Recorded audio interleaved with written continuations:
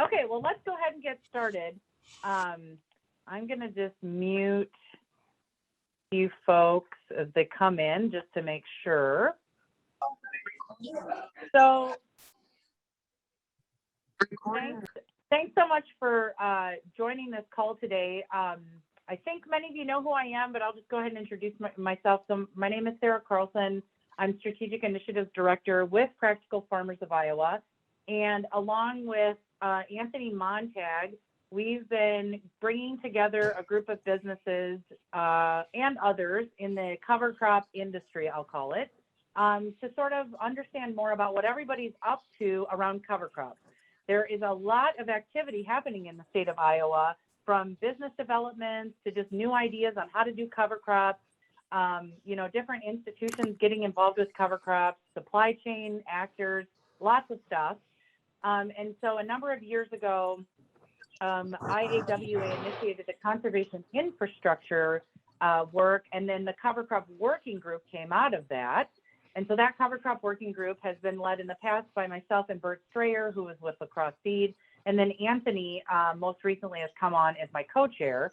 And so we were kind of discussing about like, what are new things that we could talk about around conservation infrastructure specific to cover crops. And it sort of seems like there's a real desire for like a cover crop, maybe business association or a cover crop business group. Maybe it's informal, maybe it's not a formal association, where those that have either cover crop custom businesses or seed services or drills or anything that helps with getting more cover crops on the ground need to like get together more often and share about what we're doing, ways that we could work together, ways that maybe when there's a drought in North Dakota, we figure out what we're going to do to get enough seed into the state.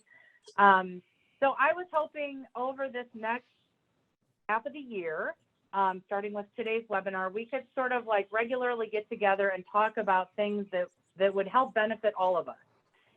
I think it's probably fair to say that there's at least 13 million acres of seed of ground out there that needs covered with cover crops still. Maybe we're at 2 million acres of cover crops, maybe, but it seems like there's a lot of room for everybody. And we need a lot more businesses if we're ever going to make even like 5 million acres get planted in the state. So I was thinking today we would start by sharing more about a project that PFI has worked on with the Iowa Soybean Association to help start investing in those cover crop businesses. And so I've asked Keith to give a little bit of a formal presentation about like what we've been working on, what we're trying to do.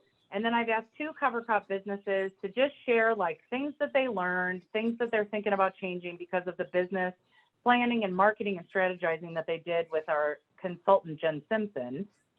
And then for the rest of the group, what I would love is for us to think about like, I would like for like the cover crop investment business accelerator program to continue. And after this cohort 2 is over this year, we're going to be looking to fundraise, and I want to go to funders. And so I want to hear from businesses that say like, yes, we need this, or yes, I would love more of this, or what if we could do something like this? So towards the end of our day today, I'm hoping we can come up with some ideas on ways that we could help me make a better pitch, help me and Keith make a really good pitch to keep funding this business accelerator program. So that's what I was hoping we would do today. And Anthony, I just wanted to give you a moment to kind of introduce yourself to the group and just maybe say a few words about like things that you're seeing from your industry perspective and what you're thinking about as far as like a cover, like originally Montag isn't a cover crop business, but now you're in this space of kind of like starting to play around in cover crop businesses. So I wonder if you could just say a little bit to the group.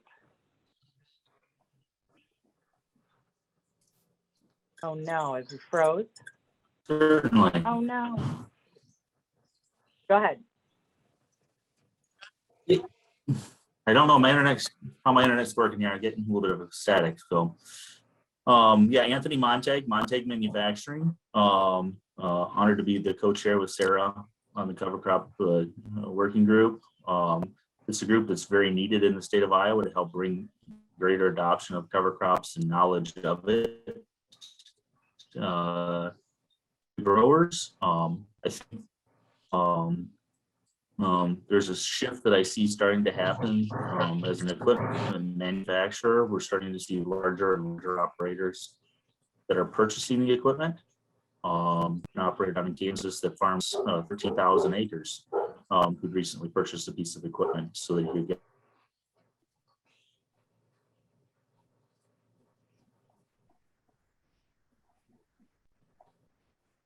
Shoot. All right. Well, it sounded like amazing opportunities for large equipment manufacturers to sell new cover crop stuff. So Anthony, I'm gonna take you off the hook because of your internet, but I know you've been really supportive, and Montag is definitely testing out like lots of different ways to deploy that seed and new ways to get it out there. So I just appreciate you and I being able to brainstorm on ideas for this group as we get going. Okay, so let's Sarah? go ahead and get started. Yes, Sarah? go ahead.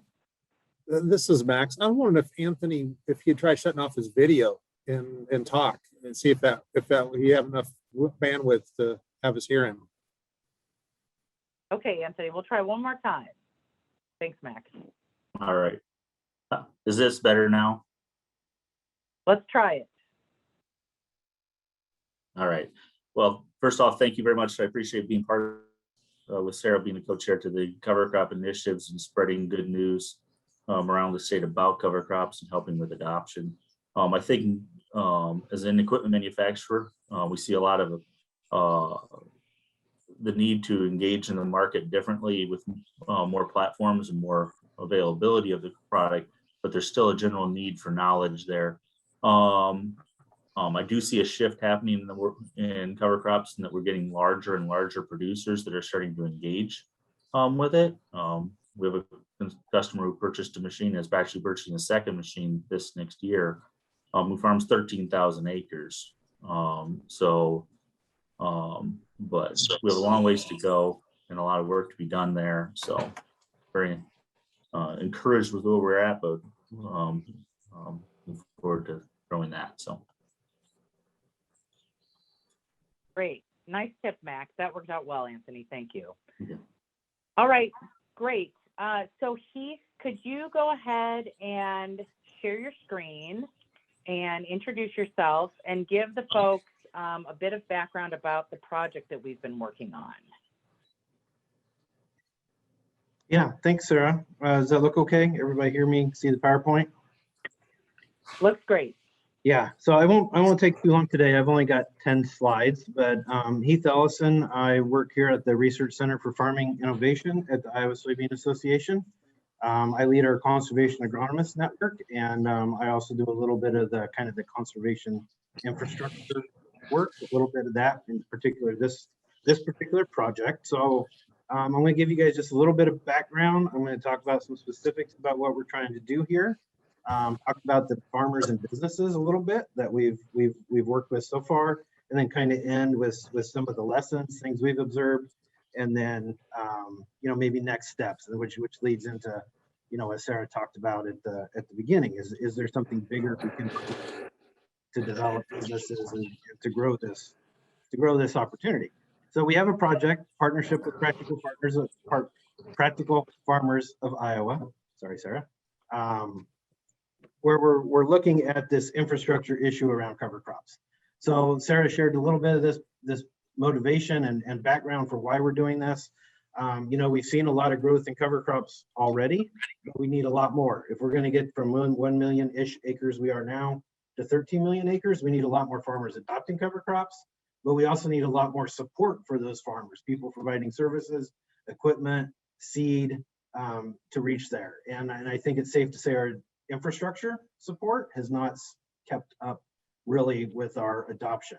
And so that's kind of the genesis behind this effort. Many of these services are provided by local farmers. We're both farmer organizations, so we want to support farmers in building out these businesses and growing what they do, adding diversity to their enterprises and to their operations, finding other ways to be profitable. And cover crop seems to be doing a good job of providing opportunity for that. But it raises some questions, right? If cover crops are a sideline business for these farmers, are they really looking at maximizing growth and profit versus maybe just trying to help pay for a piece of equipment or well, I do my acre, so I might as well do the neighbors. What's our opportunity there? And we see opportunity to help farmers improve their profit, to diversify their enterprises while providing the infrastructure that we need. So we came together and PFI and ISA came up with this project, which we call our Cover Crop Business Accelerator. We received grant funding in the fall of 2019 from the Walton Family Foundation to work with our initial group of participants. And that was pretty successful. So we went back to them in the fall of 2020 and they funded another group of participants plus a little bit of additional support to our first group.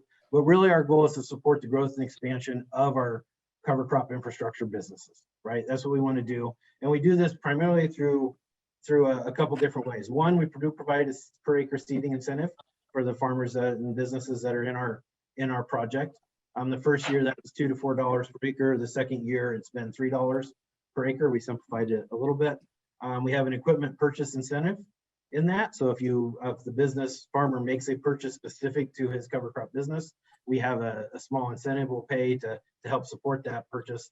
And then we provide business and marketing planning to all the businesses. And that has, I'll talk about this later, but that has really turned into, I think, the true value of this program.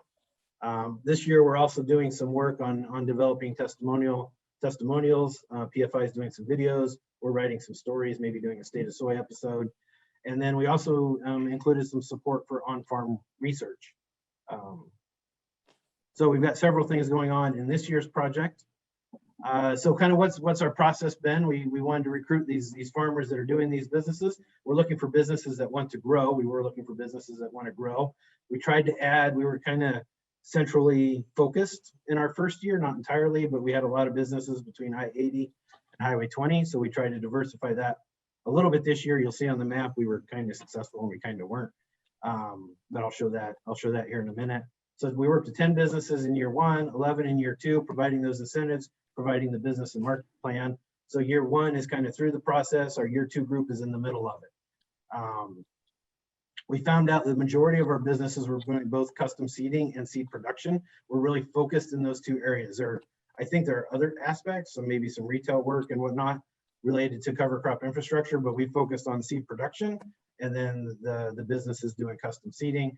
And then, like I've said, we engaged our marketing and business planning contractor, Jennifer Simpson out of Des Moines. She has been great to work with. All the businesses so far have had rave reviews for what Jen has done with them and for them. And there's been some pretty significant engagement between the businesses, a few of them even engaging her beyond the scope of this project. So that's been really good to see. This is our participation map. The darker stars are from 2020. The lighter stars are in 2021. So we're trying to be spread around the state. It was really interesting this year. We did a little bit of outreach and publication and just talking about our first year experience, and probably close to half of this year's participants reached out to us, which was kind of a nice change of pace to have farmers calling us and saying, hey, we want to participate in your program.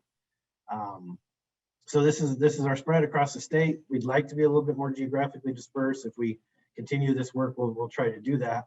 One other interesting thing coming about this, you see the different color stars. Some of them are really close together. As Jen is working with our second year participants, she's finding opportunities for them to maybe engage with first year participants. So I think we're going to see some partnership opportunities come out of that. Maybe someone has seed, someone else is doing custom application. They're in the same general area. Can they be working together? I think that feeds into a little bit to this idea of some better networking or broader networking, or maybe even an association. Can we help the businesses make those connections so they're not so much on an island, but they're supporting each other, working with each other? I think as cover crop adoption grows, there's plenty of opportunity to be cooperative instead of competitive. And I think we're going to see some of that between our first year and our second year participants, which should be pretty interesting to watch develop. So year 1, what kind of different businesses did we have? It's really interesting to get into where these farmers are at with their businesses and kind of what their motivations are, because everybody was a little different. That was really interesting. I'm going to let you read that. I'm not going to read all of it to you, but We kind of went from the extreme of having a high schooler wanting to see if doing some cover crop work could help ease or help him move into the farm operation. And he ended up, I believe he ended up custom applying maybe 30 acres and then seeded another 30 acres of rye that'll be harvesting this year. So that was really fun to watch Jen kind of go through that business planning process with a high schooler, right? Really, what a fascinating experience for a high schooler to have that conversation with a business professional. To at the other end, really one of our larger cover crop businesses in the state where they're servicing over 30,000 acres. But they still saw value in the project and in particularly the business side of it. We had an organic certified farmer wanting to do some cover crops in his system. I had one farmer who actually was seeing more profit from his custom seeding, running his drill for neighbors, and he's cutting back on his corn acres, doing more soybean acres, and let go of some rented acres so that he can get out of the combine and on the drill quicker, because he sees more profit running that drill than he does on the combine, which is just a real fascinating perspective. So we had a really diverse and broad group of our initial 10 and where they're at with their businesses and what they're trying to do. And we see the same thing in year 2. We have a lot of really young businesses in year 2, young farmers. We've got a farmer going through a transition. We're through one of the transition programs. I think he's met and connected with an older farmer. It's really interesting to see who this appeals to and what their motivations are. I'll have a whole new set of slides like this once I get to know our year 2 businesses a little bit better and get some more feedback from our contractor. So what kind of impact did this project potentially have? So we looked at growth. So when we signed the farmers up, we asked them to report their either seeded or custom applied acres for 2017, 18, and 19. And then we compared what they did in 2020 to that 3-year average. So on custom seeding, compared to that 3-year average, they grew by 55%. And versus 2019, they grew by 38%. So just comparing 2019 to 2020, a range of no growth to 953%. So again, that broad spectrum of were we able to grow and in some cases grow an awful lot. Seed production was really interesting too, up 203% compared to that 3-year average in 2020 and up 86% in 2020 versus 2019. And then you can see that range there on the per business. It is interesting to note, weather, the dryness in Northwest Iowa last fall, the derecho. These you got to keep in mind that these numbers can be impacted by our fall weather, of course. Our equipment purchases. So we had 3 businesses make significant investments in equipment, primarily on seed processing and handling, up to from $250,000 to $300,000.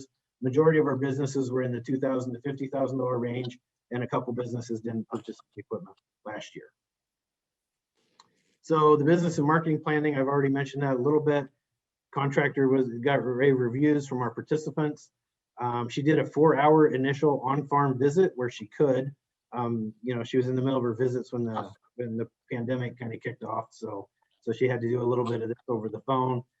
She recorded those visits and then later had them dictated. Treasure trove, so much information she gathered. And then she went back after she had that transcribed, went back to the businesses, reviewed the information she had, started to pinpoint the areas that she saw and the farmers thought there was improvement. And then she put an action plan together that she reviewed to them. And then this business plan that really settled on at least 3 action items they could be taking to improve their business, help their business over the next year. Some of the observations are there. Again, I'm not going to read these, but it was fairly detailed information. It was very detailed information, actually, at least in the initial part, but then it was streamlined down to what was really need to be done to improve that business.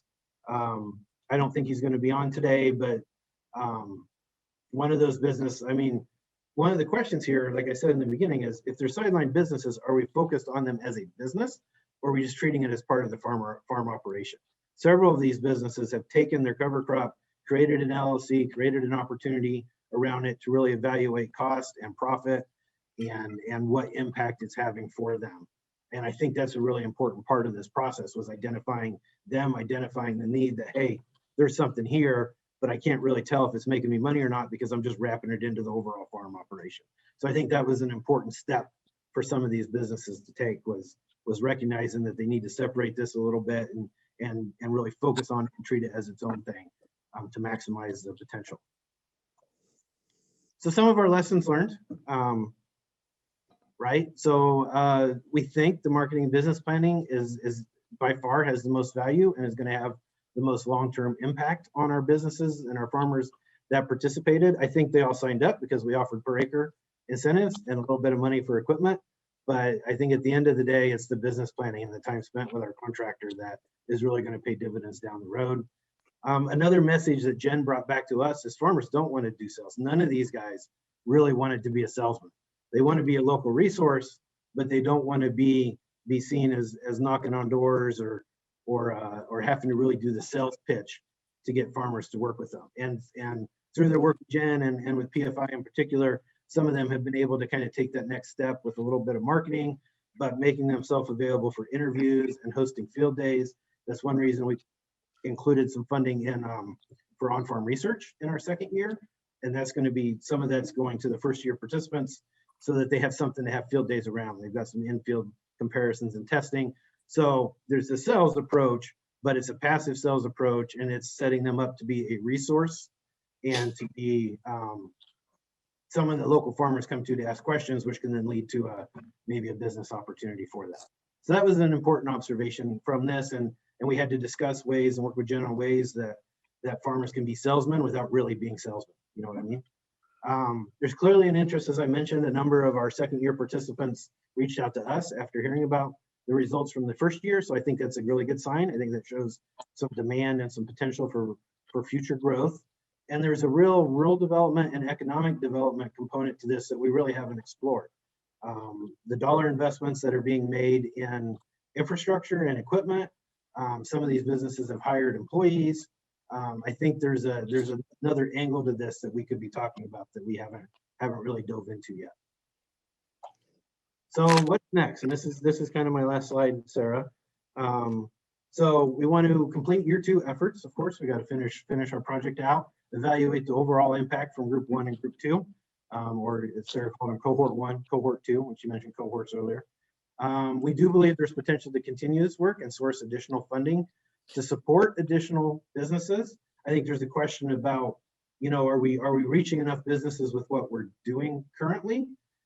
Do we do another round of 10 businesses, or is there something broader, some lessons learned stuff that we can be providing to others and reaching a broader audience and more potential businesses than what we're able to do with the way we have the project structure now? We know we need more cover crop infrastructure businesses. How do we promote this value to other farmers and get them thinking about, well, how can I bring this into my enterprise, into my operation, make use of the equipment I have and maybe some time I have. And then, we also see, as Sarah kind of started this discussion out and where she wants us to go today, we see an opportunity for these businesses to really learn from each other. Maybe partnerships, maybe just learning tactics and sales approach and sharing equipment. Who knows? There's a lot of different ways that could go. But do we need a more structured effort, a broader effort to make that happen, which I think is part of the conversation that we'll have today.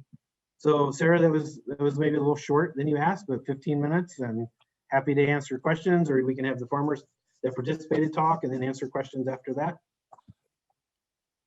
That was perfect, Heath. So are there any clarifying questions for Heath now on some of the nuts and bolts before I have the other 2 businesses to share what they've learned? Any questions for Heath?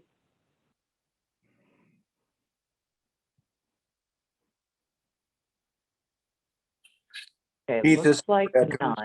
Oh, go ahead. Heath, this is Rick. One question. How many businesses have you worked with? Did you give a number? Yeah, it was 10 the first year, Rick, and we're working with 11 the second year. I don't know that I said that. I think maybe it was on a slide. So 21 total to date. And then what is the potential for growth? Have you done a projection? Do you have a number in mind? I haven't looked at that, but Sarah might have an idea. Yeah, so, just ballpark of what I think so we'll have some businesses that can do 30 to 40,000 acres, especially if they're like working with an aerial application business. But like someone sitting on a drill probably can't get over more than 5,000 to 7,000 acres in that winter time. And so if we just use like 7 to 10,000 acres as the average that a business could actually ever manage. And we need 13 million acres. I think I was somewhere around like, we need like 2,000 businesses really doing this, because we will have a lot of farmers move away from the plane over time, it seems like, and go to the drill, go to something that's a bit more good stand. So I bet we need like 2,000 businesses at least, depending on how much the aerial applicators can really do, or the co-ops could pick up with fall fertilizer. We have 44 businesses listed on our cover crop app, which I'm going to talk about here at the end of the meeting, that we'll be launching here in a month, and we'll do a presentation about that. So we have 44 in the state, and 20 of those are this group. So I think there's a lot of potential. I hope. So Okay. Sarah, this is Ray. I've got to get off here in a minute, but you Yep. know, I think at least on our farm, for us to really make it be successful, we need to keep our costs down to be able to seed quickly. And also, you know, if we're growing our own, we need to have a little more reliable market than we have today if we're going to grow more than we already do for our own use and a few neighbors. So those are a couple of things that are needed, I think. But we're ready to go to nearly 100% spread cereal rye after the combine, right after the combine, or into soybeans following their sprayer tracks, you know, that we put fungicide on. And we've just had great success for 6 years in a row, and we're ready to go that direction. Cuts our costs and timelines way down. So I guess that's all I have to say, but thanks for all you're doing. You're making a difference. Thanks, Ray. I mean, I think the opportunity of massive broadcasting of rye onto corn stalks should be like the #1 thing we all get organized around. I don't know about blowing it onto soybean stubble, because there just seems to be stand issues, but man, we could get it on really fast onto corn stalks by just broadcast blowing it out there. Okay, other questions for Heath? Okay, excellent. So Roger, I'm going to have you go first. Are you able to talk? Yes. Okay, excellent. I can hear you fine. So Roger Okay. Wilcox, will you go ahead and introduce yourself to the group and tell them where your cover crop business farm is at in the state? Okay. So we're on Highway 20, about 25 miles east of Sioux City. So northwest Iowa or west central Iowa. And we're farmers. There's 4 of us that are involved in the business that we have for cover crop. I farm with my brother, and then there's 2 other individuals that are in this business also. And we started out by sharing equipment probably about 6 years ago. We were doing a lot of airplane work, and we're getting sometimes inconsistent stands, and recognized that for some situations we needed to have a dedicated drill, and it wasn't anything that we want to do on our own, but with the 4 people involved, we're able to purchase that and use that for our cover crop needs. And then we kind of expanded into doing some custom work with that also. And beyond that, you guys talked a little bit about broadcasting, and we've seen good success in broadcasting rye into corn stalks, even in the dead of winter, and we'll have a pretty good stand in the spring yet. So we did purchase a fertilizer spreader also. And the other great aspect of that is that you don't have to have clean seed, to make that work. You don't have to get everything out of it like you would a drill. So you can skip part of the process and make it a little cheaper and grow your own. And, there's not a lot of wear and tear on the cart, obviously, like there is a drill. So we found pretty good success in that. But then through this program here, like what Heath was talking about there, they helped us to get a seed cleaner. They're pretty, if you get one of any size that has any capacity, it gets pretty expensive. And it wasn't something that we were wanting to do on our own, but we were able to get some help on that. So now we do have a seed cleaner, and we have been growing our own acres for our own seed, but we're trying to ramp that up a little bit now that we have the cleaner. because that was the, kind of the missing link that we needed to further our business in that aspect. So now that we have the cleaner, we're trying to ramp up our acres a little bit to get more rye, primarily to harvest and resell. Working with Jen, like he said, also, it's been pretty good. She's pretty knowledgeable, obviously, on the marketing side. And we were just a loose partnership before, and she kind of helped us get into establishing an LLC. And then kind of helped us to understand what we should do, like through a lot of the social networks. And we have a Facebook page now. And also, we have three of us that are involved have a large corn and soybean seed business, and it's kind of helped us to recognize how we could network through that business and to help to expand our customer list and doing that. One thing that we've always done is we've been pretty good advocates for the cover crop business, and we work pretty closely with our local soil conservation district and attend a lot of meetings. We've posted field days. We have a field day again this August, and just trying to get the word out.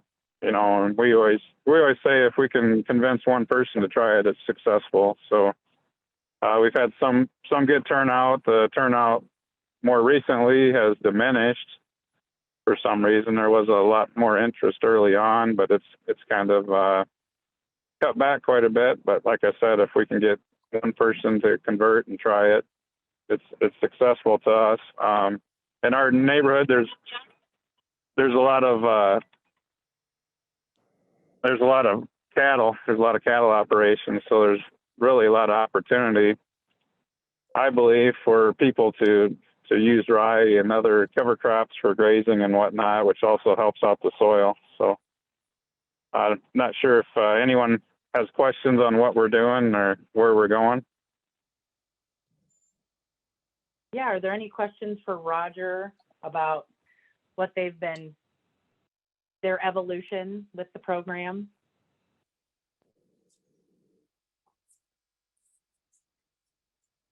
I'm guessing a lot of shaking heads to those on the call that have these similar businesses going through these similar things. One thing, Roger, that I noticed, I think you guys changed your name, or you redefined your name. Is that right? One thing you did through your work with Jen? Yeah, so like I said, we were kind of loosely organized before, and we changed our name to kind of give us more of a, I guess, location. It was a name maybe that more people in the group were happy with, and it kind of gave us a location and logo and whatnot. So that's something that we worked on with Jen. We didn't have anything really before, and our name was pretty vague before. Yeah. What is that? Awesome. Oh, Mark, you got a question? Yeah, what is that name? Oh yeah, Roger, Well, what's the name of the business? Okay, so now we have Old 20 Egg Supply because we're on Old Highway 20, and our logo is kind of like an emblem for a street sign for Highway 20. Jen wanted us to be something more with cover crop, and I kind of agree with that in the name, but we wanted to maybe be able to diversify a little bit more with what we were going to sell, so we kind of left it more vague, but I guess that's what we ended up with. Roger, what was your number one challenge of getting your own business started like this? Oh, I think for us, the biggest hurdle was, putting the money towards the drill to get started with the custom business. Reselling the seed there's not much risk in that really. You buy some and you sell it. And if you don't sell it all, they use it the next year. You're able to do that or use it yourself or whatnot. But really the biggest thing was the capital investment, of committing to the drill. And then obviously the seed cleaner was the next hurdle. We always had wanted one, didn't know if we could justify it. And then through this program, we're able to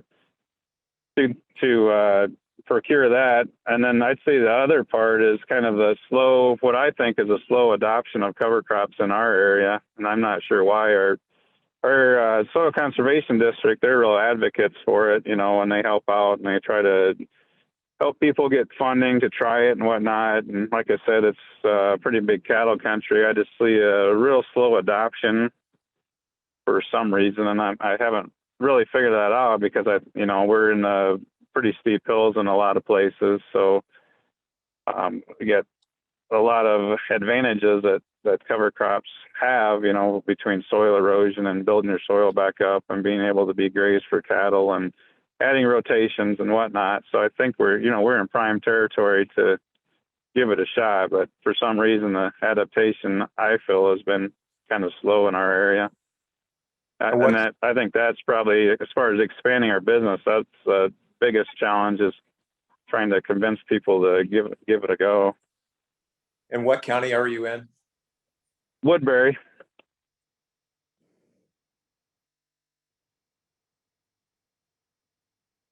And I just think it comes down to the mentality of the farmers, I guess. You know, we farm too and can see the benefits of it, and hopefully providing good example for the people around us. But it's just been really kind of an uphill battle, I guess, to get people to try it.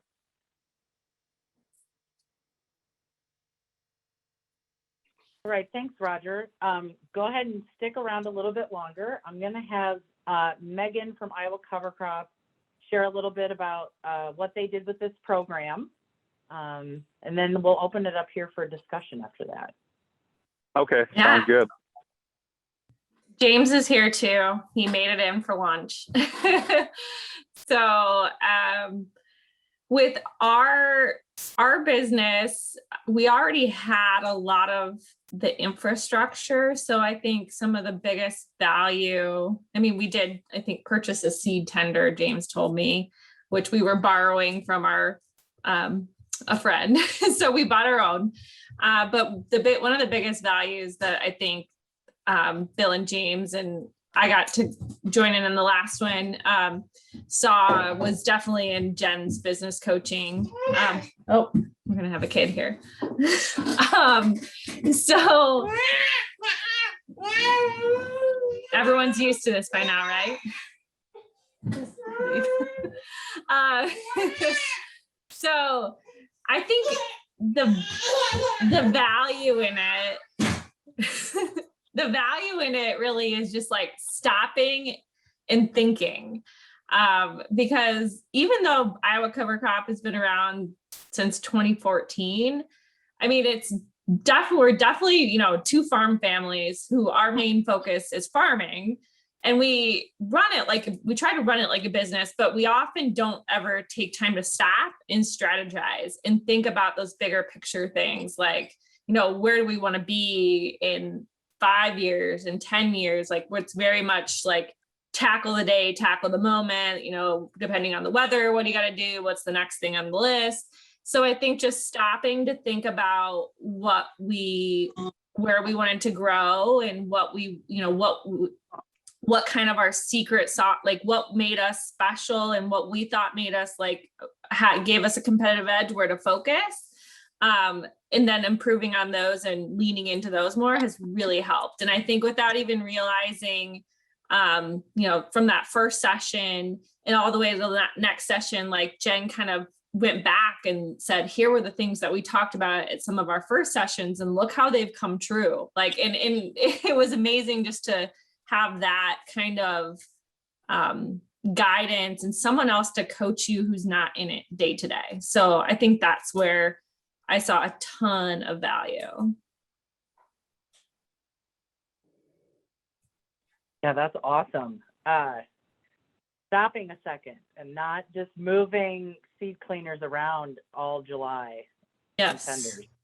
Yeah. Yeah. And I think it will help us going forward to do more of that, and even like Jen's been great. Even like yesterday, we had something so small, like, we had talked about field signs, and she's like, oh, I think I know some people who could help you with that. And I remember that, and she's helping me facilitate a business to, somebody to get that done for us. So like things like that, she's been great helping with that. So. Yeah, that's perfect. So are there questions for Megan and Iowa Cover Crop on just any other learnings that they had with the program? This is Rick. I'll ask a question. So give us a sense of the growth in your business or the growth in the number of customers or some indication of that kind of thing, if you could, please. Yeah, I'm gonna let James answer that one. Yeah, so James Holtz, co-founder of Iowa Cover Crop. We started in 2014. I don't know if Megan told you that. Yes. So basically we've doubled every year since then. And I don't think we will probably double this year because we're kind of getting at scale where we can't. But both, I don't think our customers have doubled, but our acres have definitely doubled. So the ones that we are getting are doing more acres every year or are maxed out on acres.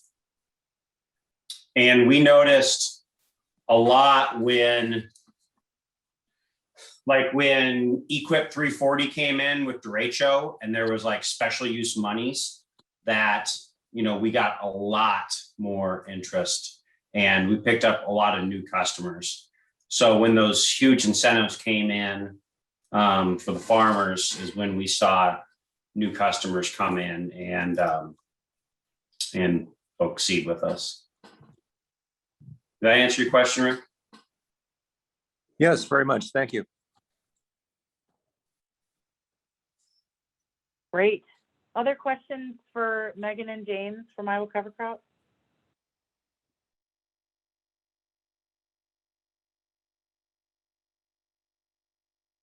Okay, Tim Recker, I don't know if you're talking to us, but you're on mute if you are. There, am I good now? Yes. Thanks, Go ahead. Sarah. So the $5 off our crop insurance. What's the feeling? Is there a feeling out there, the people that didn't do it, that say, you know what, I'm going to do it now because there's a $5 off? Because I think whenever there's a discount on crop insurance, people get excited about that. I'm just throwing that out maybe for the whole group, or just what's the feeling out there? Because I think it's going to really kind of steamroll into some pretty good things down the road. Yeah, let's have an open discussion. Not just maybe about the $5, but just incentives in general. Do we think that that's going to help push more customers to come to cover crops? I think it actually already is. I think especially as you start to be able to stack more of them on top of each other, talking about the NRCS or Equip or whichever ones that is, and then stack some of these independents on top of it, that's going to push the needle where it's no longer just the 3 to 4 makes it okay, but $5 on your crop insurance, 5 from, whichever group, and then another 5 from, group on top of that. All of a sudden that cumulative effect is really going to start to push people over the edge, in my opinion.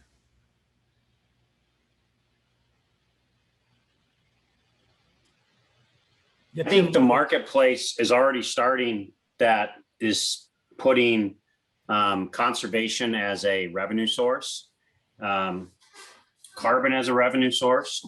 So I don't like to call them cost share monies. I like to call them profit centers, because I think that's where cover crops could turn into, as a profit center, and leading kind of like a land use movement.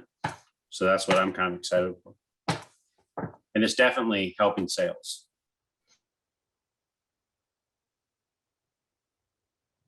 Tim, also to add to that, I think somebody mentioned in our CS office, landlords. Landlords are hearing from NRCS office more now than what they've had. So Southeast Iowa, and it seemed to me like they're doing a really good job of getting that message out. So tie that onto it, and now all of a sudden the landlord can get the incentive. We get the benefit from the crop insurance. It all layers on top of each other. So good stuff.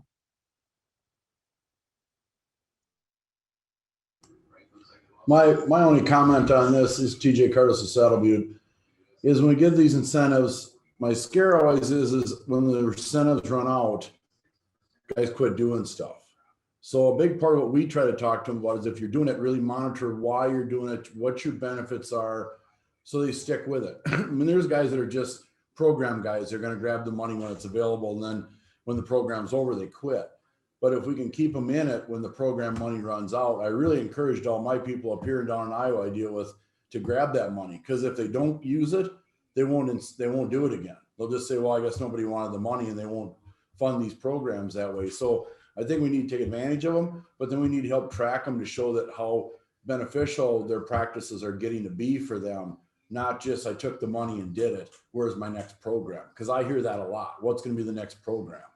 And that's, I cover 5 states, so I hear this from a lot of different producers. I tend to agree with TJ quite a bit, except for I think if we can get people to try it for 3 years, then they have the opportunity to see some of the benefits, and then they have a better chance of sticking with it. If they just got these programs that are 1 year at a time, they go grab the money's gone, they're gone.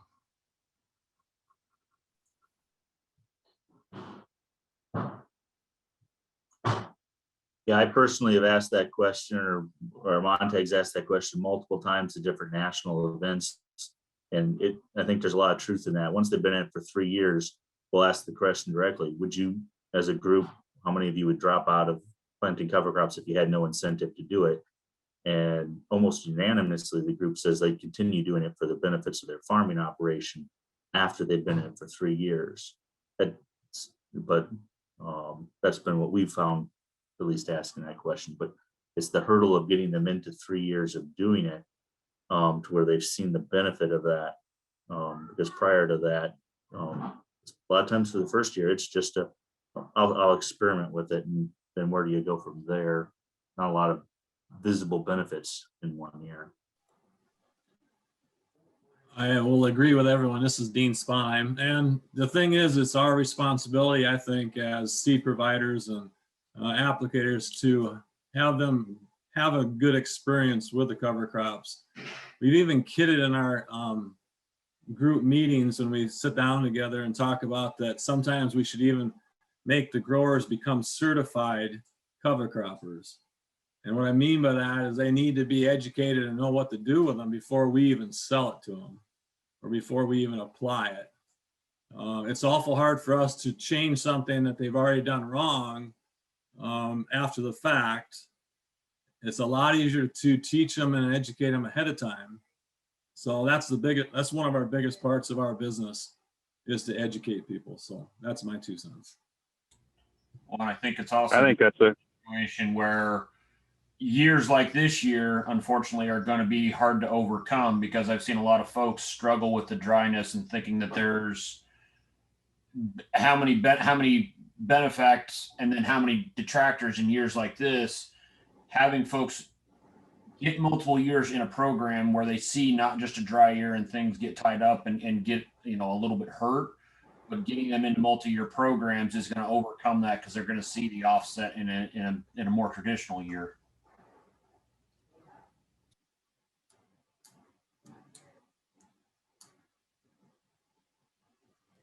Roger, were you going to offer something there? I saw you on mute. I think the point made by, the education of what to do with the cover crop is huge, because I think a lot of people are a little bit scared of it. Can they kill it? Is it going to hurt their crop?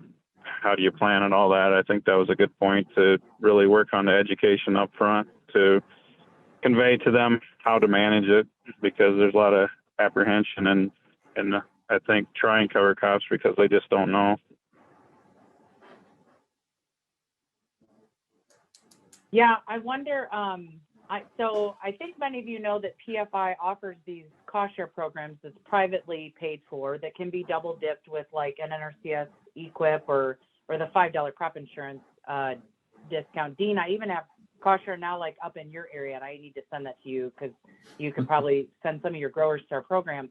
But I wanted to know, like, how do you all, like, are you all like actively searching out all the cost share options and then making a flyer and telling your customers? Like, I just can't imagine how you would also do that.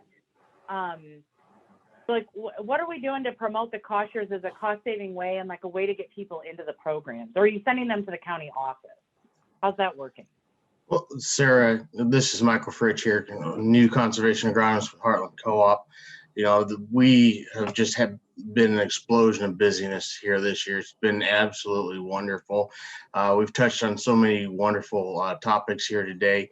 We're going to hopefully going to be announcing some partnerships with equipment. I think we see equipment as a big area of need for these cover crops. You know, airplanes have their time and places, but we need more than just airplanes to get these cover crops on. So we've really been trying to push that. But as we're out in the country, I always carry folders with me with all the cover crop cost share programs. I try to meet. We go through each and every county, try to meet with the soil and water conservation, so I know exactly what programs are out there, so I can present the whole kit and caboodle to the farmers. I give them a folder with all the different programs and show them, you know, what we can stack on, what we can't stack on, and show them their return on investment that way.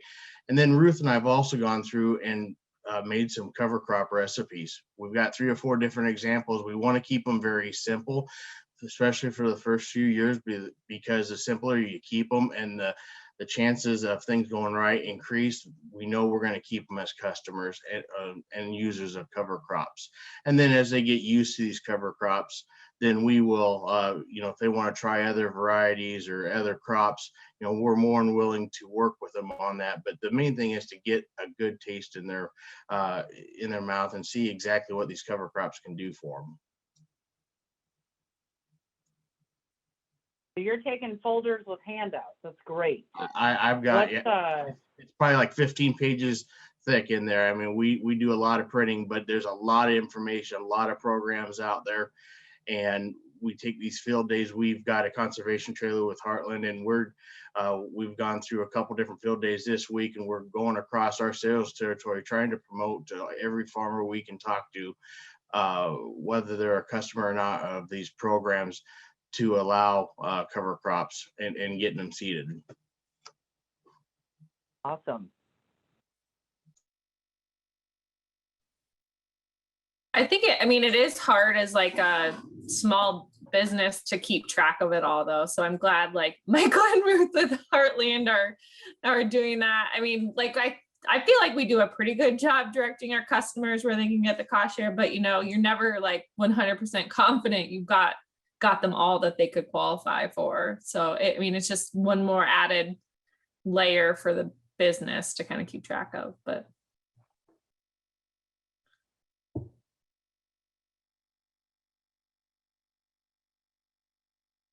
Yeah, that's good feedback. Okay, so so we're kind of coming down to the end of this hour. And so I guess maybe could we just have a short discussion about, it seems to me like there's enough of a need for folks to get together to share things that they're either testing with ways to do sales without actually doing sales, because the businesses overwhelmingly said, like, I don't want to do sales. So like some folks are putting out plots to then have field days. Some folks are being in parades. Some people are on social media. I've seen a number of you, like I know what Jen coached you on, and now I'm seeing like you're actually doing it, which is really cool. And there's a whole nother set of businesses that I know are on this call today that aren't in our cohorts yet. And so it seems like there's a lot of sharing that could go on. And then also like this topic that just was generated right now about like ways for you all to know like all the cost share that's out there. Like I could hire somebody that would like do that, right? Like to figure out like where's all the cost share, and here's the one place on this flyer that everybody should go to find it all. I just texted Heath, like we can help figure that out. So it seems to me like it would be good for us to maybe meet regularly, and I could like schedule like a formal little topic presentation like how we did today, and then we have like 15 minutes of discussion to generate things that maybe we need to know more about or things that like you want me to help advocate for, or something that we need to like fix or noodle on. So I kind of want to know, I mean, you could email me separately if you don't want to say it now, but do we want to kind of meet regularly as a business, not a formal business association, but that this space would be for like cover crop businesses and this like cover crop industry to kind of get together and network? This is Roger. I'd be interested. I've learned a couple things in the meeting. I think that's a very low hanging fruit that we should absolutely pursue. I think this group of people all has the same interest level. And I'd be shocked if very many people are like, no, thank you. Okay. I'm seeing some heads. That's good. Okay, great. Thumbs up, great. Okay. Excellent. Good, good, good. Okay. So then I just want to mention a couple more things. So some of you I had asked to test a cover crop app that we are going to launch here in the next like 2 or 3 weeks. We kind of burned on the first testing group, so we emailed those to not test. We're still figuring things out, but I want this group to know that we're launching this app so that farmers could, and it's a free app, so that farmers could find your business. And we have been calling businesses to say, I want to be listed on the app, and it's geolocated. Like, I'm in Pleasant Hill, Iowa. Who are the businesses around me? How many acres do I need to seed to have somebody from 100 miles away come and seed my stuff? And then in that is also this find a field feature. And I'm hoping, my goal is that we could have farmers grab a field in the app and email it to you, and that it would be like really obvious where the cover crop needs to be applied. And then when you finish seeding that field, you could say done.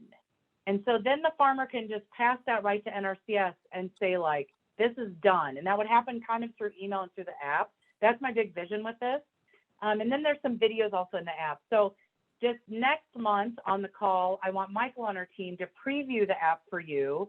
I will also probably ask a number of you, maybe in a week after we do some initial quality check on it, to test it for me. And then I hope we can like use it as a resource. And we're willing to like fundraise to fix it, to make it like the best for your uses if it can be helpful.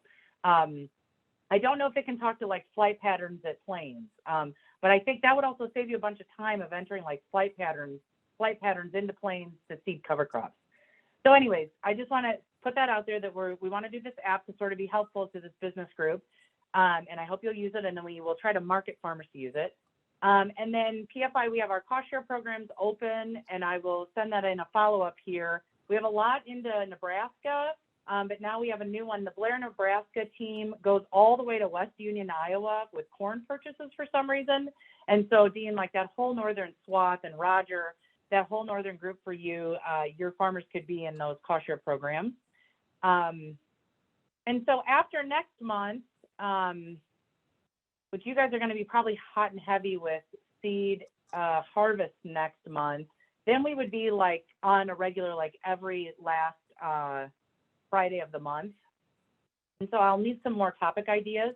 So I think we'll bring our economics of cover crops topic. We can present on that we've been doing with farmers in our cost share. And then any other ideas that kind of bubble up, I'll kind of just like make the schedule flow with like, what is the top need for us to discuss?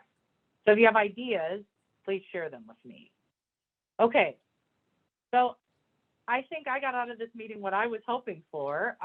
Is there anything, Heath, that you wanted to say just in closing about the program or anything, or Anthony also?